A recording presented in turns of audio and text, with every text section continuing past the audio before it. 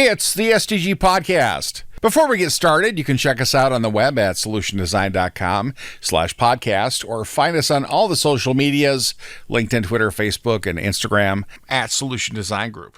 Another day, another podcast. We're back. We got Peter Lawrence with us today and Johnson joining us again. Hello. And for the first time, Natalie Wysocki is here. And we're going to talk about organizational maturity. Natalie, you have to speak so they can recognize your voice if they're not watching the video. Oh yeah, no, I just didn't want to interrupt. The wave is cool, but some people can't hear it. That's fair. Maturity is not a dirty word. How we're using it in this case. That's fair. It's like a measure. Yeah, that's a good way to think about it. It's a litmus test. So when we talk about organizational maturity, this cuts across pretty much everything. And so, Jared, what are we talking about? Yeah, I think previous episodes discussions as it relates to UX and product maturity, I think there's a lot of characteristics or attributes that go into product and or design maturity within an organization, even within given product teams within an organization. So I think, the way to probably best describe it is the ways in which you're intentionally figuring out what's important, what's the mindset of the organization, what's the kind of the processes, intentional or otherwise, that you're following or adhering to.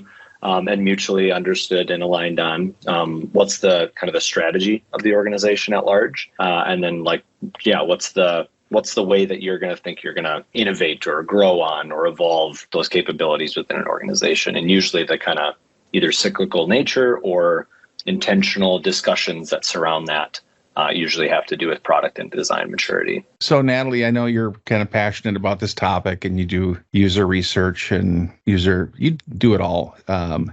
As you go through these processes with different organizations, how do you measure this? I mean, what are you seeing when you walk in the door that tells you, okay, this is where they're at, so this is probably the strategy we need to take? Yeah, good question. So a good little metric for it, I think, there's 4 factors that Nielsen Norman Group kind of talks about as a good lens through which to look at maturity, and that's strategy, culture, process, and outcomes are kind of the 4 factors that they look at. And I think that's kind of a good starting point for any time we walk into an organization and we kind of look around, and it's as Jared mentioned there, how are they thinking about what's important? Is there strategy there? Is there planning? How do they kind of organize? Is there a lot of foresight, going on, being proactive about things? And then the people and the culture there is kind of what kind of leadership do they have in place? What is the team structure like? What kind of collaboration is going on between these folks, which is also kind of part of the process. I mean, design UX inherently is a very collaborative practice, right, when it's done well. So you kind of want to go in and see how collaborative that space is for everyone. And then what kind of outcomes is the organization currently getting from the work that they do, and maybe what are they aspiring to get as well, and how are they measuring those outcomes? Are they measuring those outcomes? That's always a good first step, right? So that those 4 factors, I think, just help generate those opening questions when you kind of step in and try to get a lay of the land. Cool. Chad, thanks for joining us. Hey, sorry I'm late. I blame the storm. So, do you kind of go with the desired outcomes and then work your way back to kind of develop a plan on how to get from their current outcomes to their future desired state? Yeah. I think that's a good way to start. I think it's a big part of growing the maturity of UX or product or really any practice at the organization requires a lot of adoption from the people and the culture, right? A lot of change management. So that's, I think, focusing on the outcomes of where do people want to be and why, and then, okay, how can we get there is a good way to try and make sure you're getting that adoption along the way. And so I think we've likened it to even design ops in the past is to you can set things up or processes or procedures, but maybe not having any of it isn't the answer, and maybe not over prescribing those solutions or like you had said within the collaborative nature or culture of the organization or top down or bottom up or grassroots, whatever it is, like having just alignment and understanding as to like, where does it make sense to standardize? To what extent does that make sense? And then how you kind of involve the either tertiary or direct folks actually doing the work of the work to kind of evolve those practices and capabilities within an organization. You don't want to just say, this is the only way to do it, and the industry recognized best practice, so that's exclusively what we're going to do. Well, if you don't have multiple environments set up for a given ecosystem, or you don't have those like standardized design components from either screen to screen or workflow to kind of user, it doesn't make sense to have an overbuilt or over prescribed process to be able to do those. It's figuring out like what makes sense based on our kind of next steps, and again, relative to where you want to be. Because there's different levels, right? It's not like, it's not on or off. There's what, 5 levels according to somebody, Nielsen? Yeah, there's Nielsen Norman Group, like big kind of heavy hitting design and product consultancy out there in the ether. There's the Interaction Design Foundation, like that's a big one in the design community as to like UI and UX best practices as to how to figure these things out. Envision, before Figma, there was Sketch. Before Sketch, there was Envision. And just figuring out like everything from prototyping and how to build kind of workflows. Envision did a big kind of case study with thousands of organizations and people and influencers and executives and different markets to figure out like, hey, what does everybody think and or say and or do relative to this? And I think even, again, a call back to a previous episode around design ops, like relative to your organizational size, it doesn't make sense to overprescribe or overbuild these things. If you only have 2 contributors or designers or product folks within your organization, you don't need to have a huge mature practice. It needs to solve the need in front of you. And so going from level to level is more of an organic organizational change that happens because the organization has grown or changed in a way that helps provide the direction and the needs for having some of that structure and things, not just like, and today we take our step to level 3. Yeah, exactly. There's ways to measure maturity and like ways to figure out like where does our culture and our mindset and our practices and processes, like where does that reflect this maturity scale? But like, yeah, if you're a 10-person organization, arguably you should be immature. And your definition of maturity is probably different because of the sheer number of cooks in the kitchen, if you will. Right. Right. I definitely think there's a lot of intention that goes into it, though, as far as kind of moving up the scale. Just to kind of clarify that aspect of organic versus maybe not, how much that passively happens. Because I think maybe early on, maybe the first couple of levels, there might be more organic, passive improvement and growth. Recognizing chaos. Recognition there that you could see, right? Because people feel that pain, right? Not just designers, anyone in the organization, whether it's, we didn't get the outcome we wanted, this wasn't on time, or, our customers didn't like this, or teams feeling like they're just getting handed stuff and they're always behind and there's always chaos, right? People feel that pain. And UX has also become, more of a mainstream thing that I think people appreciate good design and they appreciate things looking slick and working fast. And, just kind of all that stuff has been more mainstream. So that recognition of we don't really have any of this going on and it's kind of painful. Let's start trying to get more of it. That I think can really happen organically to at least get things started, but to really kind of operationalize and see the potential come to fruition there, it takes a lot of intention and a lot of change management along the way. Right. That makes sense because nobody starts with the full CI/CD pipeline building out their entire project for a piece of software, right, Chad? You don't start out, I'm going to build the CI/CD pipeline and then we'll figure out what we're going to create, right? Yeah, no, you don't. I was gonna wonder if, because I mean sometimes I do, right? Like I have an opinionated stack that I start with, right. And as we're talking about design maturity, I'm sure you guys do too, right? Like or maybe you don't, right? Maybe that's just a developer thing, but like I do have a kind of like a couple of Git projects where like, hey, I know I'm gonna need these components for this project. Here's a thing. And then, if the stars align and I'm lucky enough to use a CI/CD tool set that I'm familiar with, I can just plug that in and like kind of accelerate development of whatever. Right. I'd be curious if that applies to Natalie and Jared too, right? Like I'm sure you guys have a common library or a common set of practices or elements or toolbox you carry around with you to bootstrap. And I don't know, we're kind of talking about two different things right now, right? We're talking about organizational maturity and then how to grow that. But it does seem like if you go into a customer and they don't really have any of what you guys are talking about, we all have our little toolboxes we bring with us, and I'm sure there's some equivalent for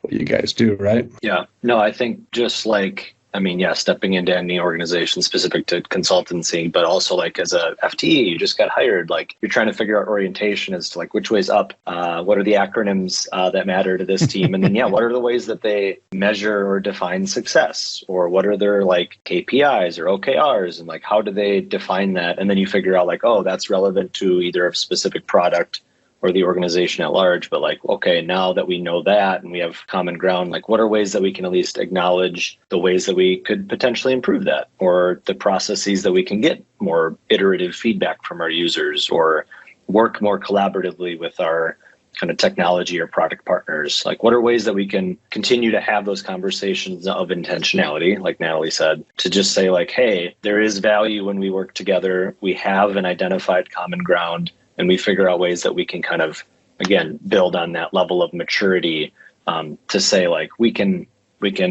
implement these processes, not just to have guardrails to adhere to, but to actually optimize, again, throughput, outcomes, or outputs, depending on your team and how they, again, measure success.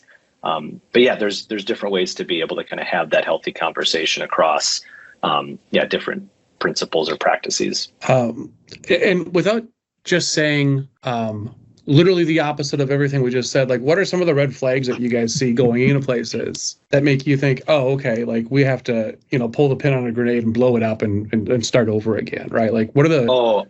Our sales team knows the users already. Like we don't need to talk to the users. Joe already is really great at that. He knows what they're doing. Or we don't have that. We don't have that documented. Everyone just kind of knows. There's some of those questions. Yeah. There's some of those a lot things of where it's undocumented tribal knowledge. Yeah, exactly. Or documented, but maybe it's outdated, or maybe like we've had products and features and other things that we've released that we have no litmus test or like direction as to like, was it successful? Do we just have feature rot within a product or service that like we just keep adding and adding and adding and adding and then maintaining? Or is there ways that we could kind of optimize those experiences, both for the users and then also for our development and technology partners? Mm-hmm. Yeah, I think for me, one of them is we don't need UX, we just need some UI. Is like why we've brought you in, or we just need a couple of mocks, that's it. Some buttons. So yeah, we just need some buttons. We don't want you talking to the devs or to the product team. We just, here's what we want you to design that, and we'll ship it off to the devs, and thanks for the great work. Sort of the built-in silos is, intentional silos rather, like when they're on purpose, I think is kind of a red flag there. Because it's very easy for the silos to happen naturally. Exactly. When folks they're focusing on specializing, doing great work in their own space, right? That in itself I don't think is a red flag. I think that's just sort of a natural state of folks trying to do their best work in their own space. And it takes some intentional effort to collaborate outside of that space, right? But if leadership is already kind of imposing purposefully, no, we don't want you to waste our developers' time talking to them, or we don't want, we don't want any collaboration. Having that intention, I think, is a red flag for sure. Don't learn how the design fits into the current system. Just do what we told you. Natalie, have you ever been given access to developers and saying, like the opposite of what you're saying, right? Like, no, talk to the developers, talk to the business, talk to everybody, and then had that conversation with them and thought, oh God, I wish I never would have done that. This was a bad idea. Well, so yeah, I was with you up until the end there. So, yes, but definitely no, just because I would say that's the first step, even if it's hard, that's the first step. I have had experiences where kind of the first time you start building that relationship with the development space, whether it's kind of IT or just lead devs or all the devs or leadership, whatever it may be. I've had times where that first initial foray into that relationship can be tough because there might be some misunderstandings, who's got the say, like, are we going to do it this way or that way? And who gets to supersede that? Whether there is time wasting, right? Sometimes there can be general lack of respect going both directions, right? If designers don't really understand anything about development, that's a great way to upset your developers, right? And vice versa. If they think all you are is experience, like, right? Yeah, right. Having historical experience helps. And having, a respect for UX as a practice is more than, yep, a button needs to be on the page and it needs to be green. That, if that's what a developer thinks of their partner designer and all they know how to do, there's already going to be some hurdles to overcome there to see eye to eye. But once you can dispel some of those misunderstandings and get people on a more common ground, that I think really helps launch into the future of, oh, okay, so working with you doesn't take longer and make it worse. It can actually help, because if you ask me about technical constraints earlier in the project, I can give you my input. You can design something that isn't, not going to work just out the gate. And then we can save time later. And I know that you kind of heard me, right? And we can work together through some of these issues along the way. It's, you start to see the benefits once you get over that initial hurdle of like, oh, who are you? Is this going to be bad for me? I so think do you have some a of the story that you tell when you go into an organization to kind of kickstart this whole thing off? Is there a story? Is that what you said? Yeah. Do you bring a story with you? Do you tell a story to kind of give people an idea of, what this could be, what it could mean to the organization and the people and kind of the value, and get that why across? It's got to click for people that they can move. They should do this. They should move forward. They should do user research and things like that. Yeah. I think for me, this might come up a lot as an answer to things, but it depends. I think a little bit on what the pain is that the organization might be feeling, right? As I mentioned, adoption, that culture aspect of it, getting buy-in to the change is so key from the beginning. So if you go in and you just start talking about how we should be doing this, we should do that, you should be talking to your users. If an organization doesn't already believe that, they might think, well, yeah, I've heard it's good to talk to your users, but like, why actually? Because that takes a lot of time and it slows down projects. And we do have sales folks that work pretty closely with users. So can't we just use them as proxy? Like, that's good enough, right? I mean, should we spend a ton of time talking to users? Like, just kind of going in with that might not cut it. But framing it around how to alleviate some of the pain they might be feeling, reduce the chaos they might be experiencing, kind of tugging at those things that they feel viscerally, to where you're showing them like, there's a better way, right? Do you have issues in that space? Oh, okay, well, yeah, then let me propose this. Here's where it's worked in the past, or here's an example of how it can help, rather than just going in there with all the shoulds, busting all those out. Yeah. Jared, anything to add there? I was going to say, yeah, you can step into almost any engagement, knowing the right thing to do. One, it's probably not the right thing to do. And two, if it was, they would have been doing it already. So I think that, the more you can figure out like what are their either felt needs or symptoms or priorities, and then contextualize your your proposed solutions relevant to that. One, that takes time. Like you need to understand their business enough to make those informed recommendations. And then two, you need to meet them where they're at. Like if they already have those proxies within sales, like maybe do a ride along. Like say, hey, can we just sit in? I can be a fly on the wall on mute, or even just in the room while you're having customer conversations to say like, hey, let's see if we can either document or standardize some of the themes or ways that we're engaging with our customers, and maybe get a litmus test or feedback as to like what are some baselines that people are feeling for ways that we can improve this, or talk to kind of indirect like customer service reps is kind of another go-to as to like, hey, anybody else have direct access to users, whether that's the good, the bad, or the ugly? Maybe there's ways that we can help kind of fix that and improve those processes. And if you can document those and then you can contextualize potential solutions relevant to their kind of felt pain point, it's an easier conversation to kind of build up that level of maturity as you're figuring out what processes and people and spots to kind of prioritize next, because you don't need to boil the ocean out the gate. I know that, change, adoption,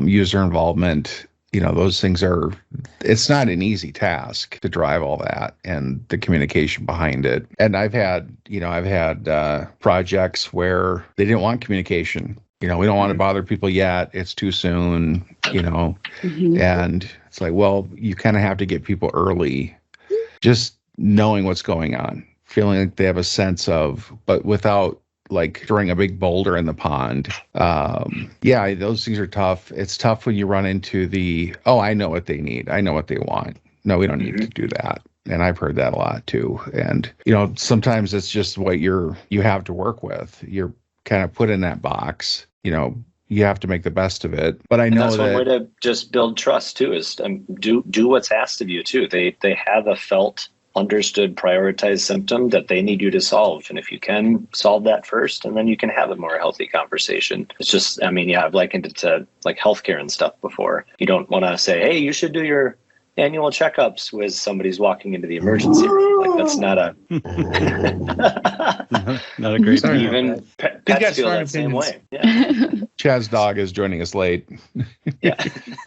So there's do you ways guys to be able to do that preventative care, but let's figure out like what are the urgent symptoms you need to address first. Do you folks get the 2 weeks that developers get? Like you can ask any question, you can play dumb on many things and try to get that feel for the organization and see how they're going to be doing? Or do they expect someone to come in and UX us for a while and just make it happen kind of thing? It depends. It depends.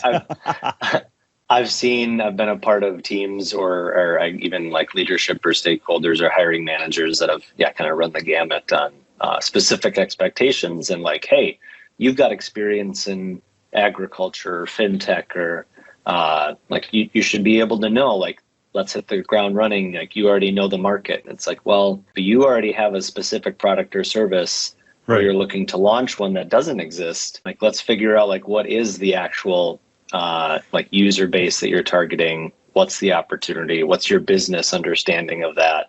And let's figure out ways that we can kind of help improve it. But yeah, there's usually a grace period there where you can figure out acronyms and which way's north for the first couple of weeks. I remember a lot of the projects I've done, and one thing that worked well was some kind of early success, some kind of starting point, delivering something to users that, oh, this is cool. I like this.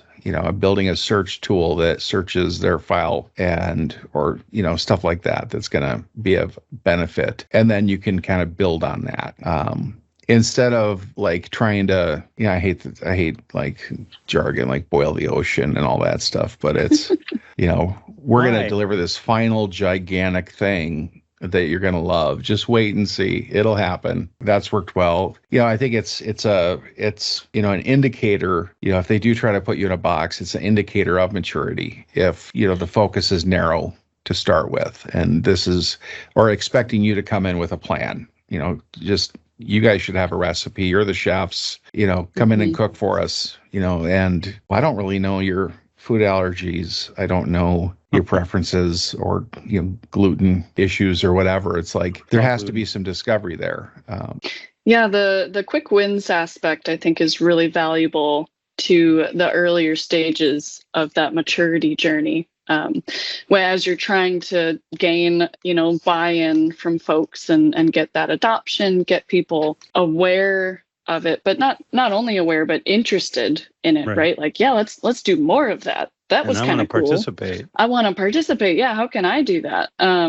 Getting those quick wins is a great way to get trajectory going there from top and bottom, right? Kind of the grassroots of teams can see it, they can kind of participate, they really like that. But then also leadership kind of, looking down from above can say, oh yeah, like that project turned out well, or that was more on time than usual, or wow, we got really, really positive feedback from our customers after that one. Like, what did that team do different? Oh, they, incorporated a little bit of this or a little bit of that, or they sent out a survey ahead of time to get a little more insight before they went ahead with something. Small stuff like that can really go a long way methodology wise too. From UX, if we think about doing a little bit of research or just a little assessment of the usability of something, ooh, yeah, there's this navigation that's just this one little thing trips everyone up. Okay, well, let's just fix that little thing that we found. And, that can make a huge difference to people's experience and customer service, the time spent dealing with support and stuff. If you can knock out a few issues that people spend a lot of time kind of dealing with, that's a good benefit right out the gate. And then you have your story. Okay, this is what we did for this first part, and this is what it took, and this is why it worked, and now we can build on that. And that is another important, I think, Kyle, as the Nielsen-Norman Group model of the maturity, some of their levels that they lay out. I think they're mid-level, their level 3. They talk about one of the challenges of being at that level is falling into complacency. You've gotten far enough up the ladder kind of to be able to look around and go, yeah, we do UX now. Like, yeah, we do UX. We got this. And you kind of call it good and you leave it there without really realizing that, well, you've got the quick wins. You talk to users sometimes, but there's probably still chaos, and there's definitely a lot of potential there to innovate and really serve needs across the board. But that requires a bit more, intentional work then to operationalize and scale those processes. Is that where you have to start? It's a big hurdle there.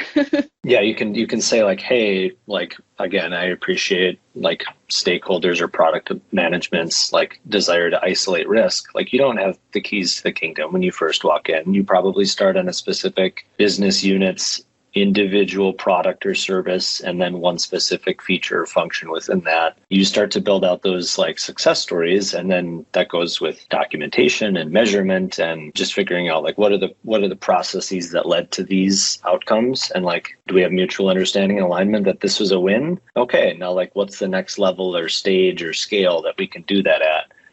We can do that and teach others to fish across the organization. We can work with other product leadership or teams to figure out like, what are the ways that we can standardize these. Again, not to be gatekeepers of the only way to do things, but like, these are the best practices that seem to fit at your organization and marry up and match and kind of augment your other financial goals or strategic outcomes or kind of larger organizational wide kind of North Stars. So if you can align yourself to those, again, at those higher levels of maturity, that kind of scope of work and or scale of kind of democratizing those ideas and then, wider scale adoption, you can have that kind of, again, higher level of maturity across that spectrum. Jared, I mean, you and I have been at relatively massive customers, right? And me on the tech side, you on the UX side. Yeah. Once you've developed, I want to ask this the right way. So like, once you've developed this mature UX practice within an organization, it seems like there would be a point at which you have to shop that around different groups or different silos within that organization, right? And you have to say like, hey, here's how we're doing this.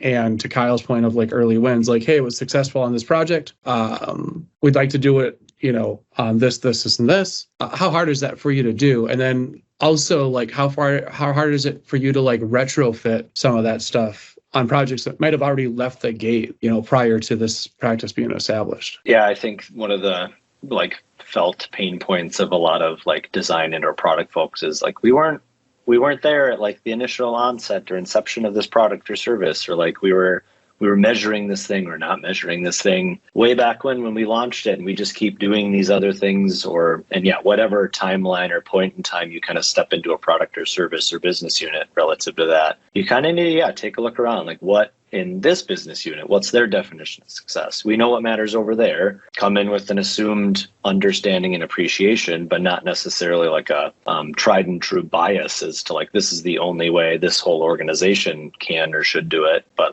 what are the apples to apples or apples to oranges that do make sense or don't make sense in this team?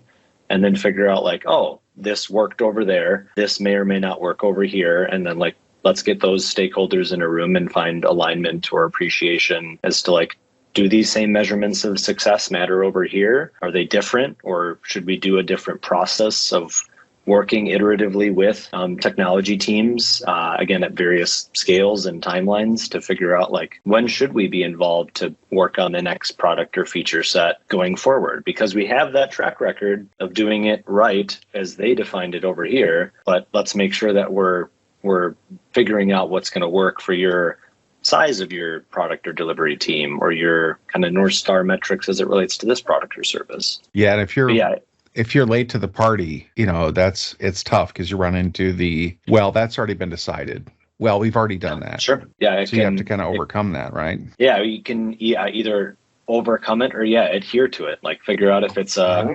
immovable block that they're not willing to compromise on, or if you have that success story either outside their organization in a relative similar market or on specifically another product or service within their organization. You're able to have that either qualitative feedback to say yep, we did these changes, implemented these things, and did this work.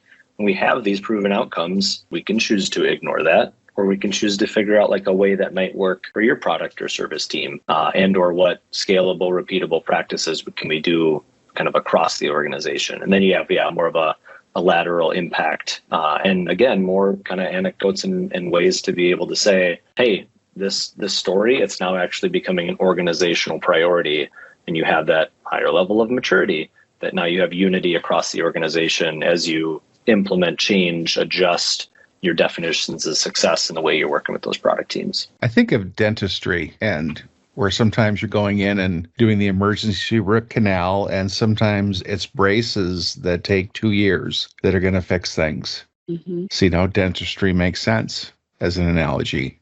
Yeah, I was skeptical out the gate, but maybe you need to pull a tooth and then that's it. But maybe there's longer term, iterative, slow, minor adjustments that you can do every day to kind of improve that process. Yeah, growth can take time. Change takes time. It should. Getting quick wins is good for getting that momentum, getting trust, getting buy-ins, right? And getting some outcomes out the gate too, right? Of actually getting those wins. But really changing process, changing hearts and minds, changing the way that folks maybe look at the organization's strategy, right? I mean, looking at the full journey of just immature, what is design, all the way up to being mature, that's a long journey, right? Of recognizing the value of customer insights, from the beginning of a project, kind of knowing what they need or how to provide value to them,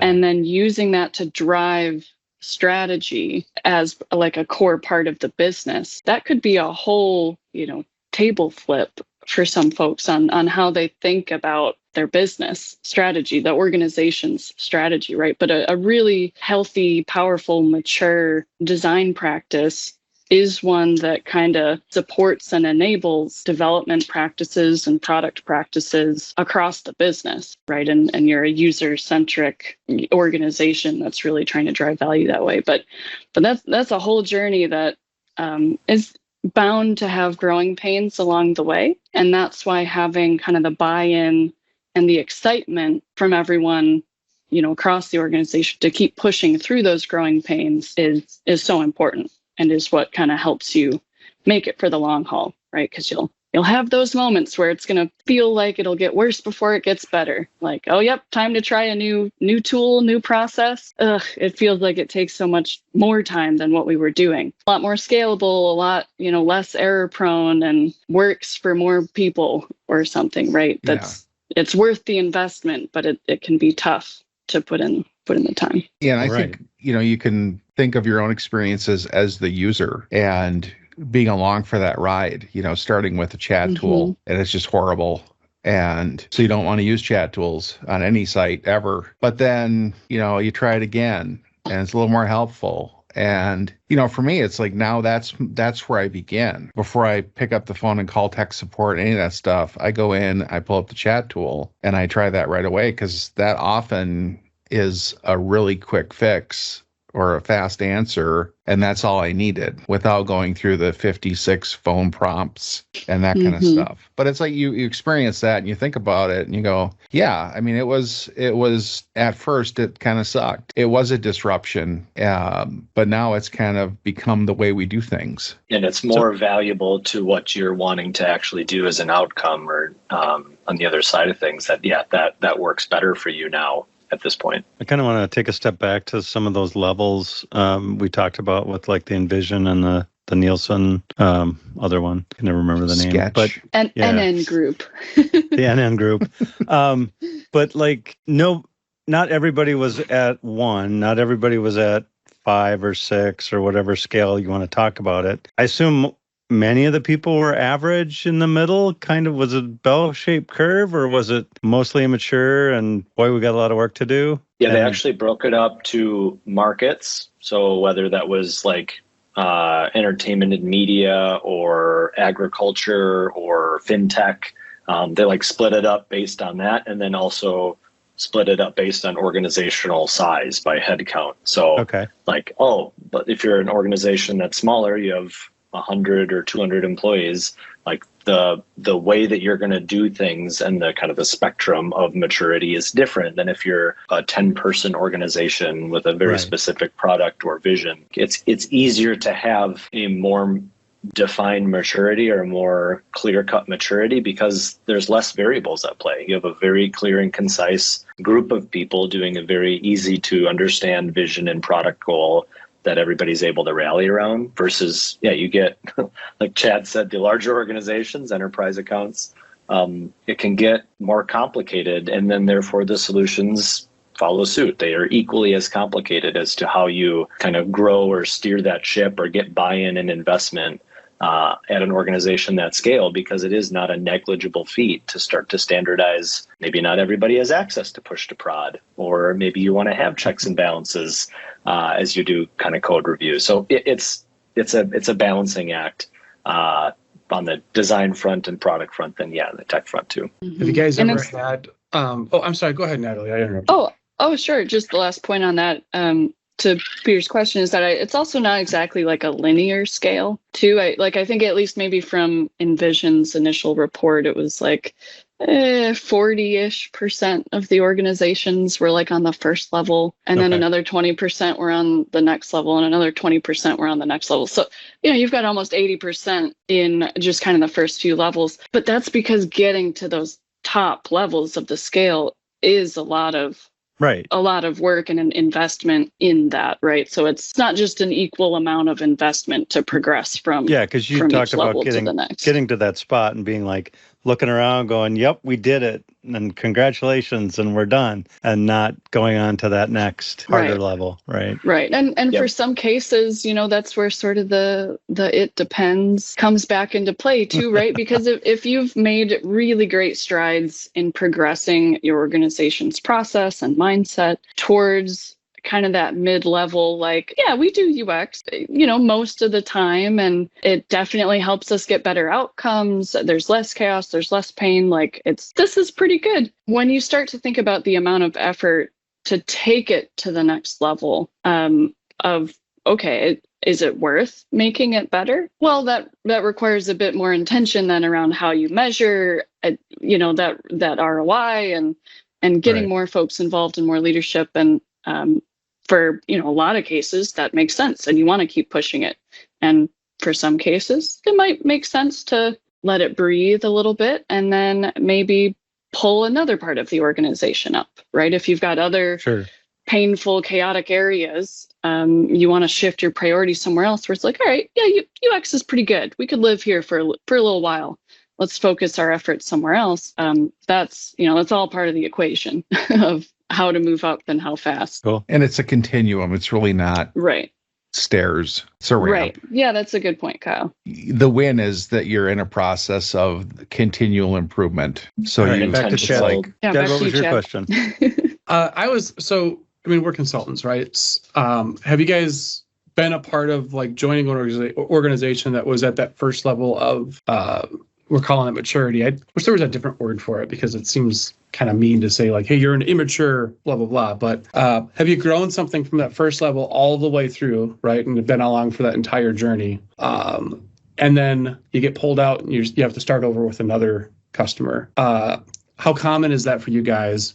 What does that emotionally look like for you guys to like build something from nothing into like a real, an organization that whose, UX practices are firing on all cylinders and then have to do it all over again? Is that something that you find fruitful, like rewarding, or is it exhausting? Maybe a little combination of both, obviously, probably. I don't know. How's that feel? Yeah, I've been on teams and part of organizations that have been a headcount of less than 50 organizationally, like been around the block for maybe just a couple of years, handful of years, and probably a medium level of maturity and understanding. If the fact that I'm there and they're taking time and investment to bring somebody in, they don't have that capability internalized yet, but they have an awareness that they need it or they want to invest in it. There's usually a certain threshold that they're like, oh, we're going to approach professional consulting from the outside world and like help us be able to educate and build that capability internally. So there's an appreciation there that like when I step in there, it's usually not like they have all their stuff figured out and they're a solid 10.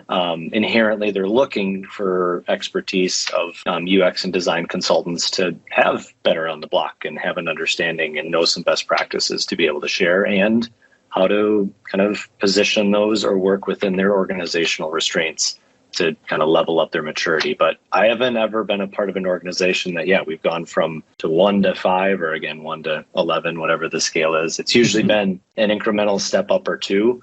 And then, that's everything from like 3-month engagements as a consultant to 4 years out at a customer or client.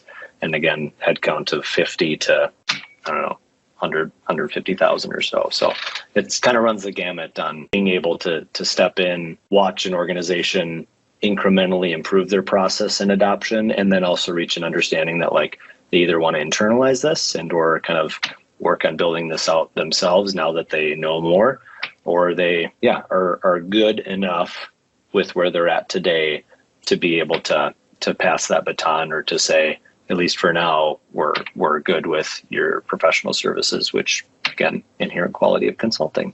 What level of that do you get the most satisfaction out of being a part of? Is it like growing it, incrementally, like you're saying, or is it is that where you get the most enjoyment, like watching somebody grow from a 2 to a 3 or whatever unit of measure we're going with here? Yeah, I'd say the earlier stages and like seeing that kind of that one going from just awareness and like, oh, I actually understand that we didn't have it or we have at least a limited understanding of it, to moving up as to like, oh, we have formal processes in place and formal like intentional ways of thinking and approaching products and services for our customers. Like being able to step into that like awareness to like intentional practice, that floats my boat. And I love that part of consulting. So and the downside I would agree with that. The downside is when it's like you're like a football coach and you work with the team and then you finally get to the big game and then they're like, you can leave the stadium now. You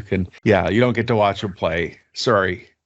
I trust my team and I'm excited that they've gotten to where they're at today. That's an awesome parting thought. As we're winding down, Natalie, Chad, any parting thoughts before we shut her down?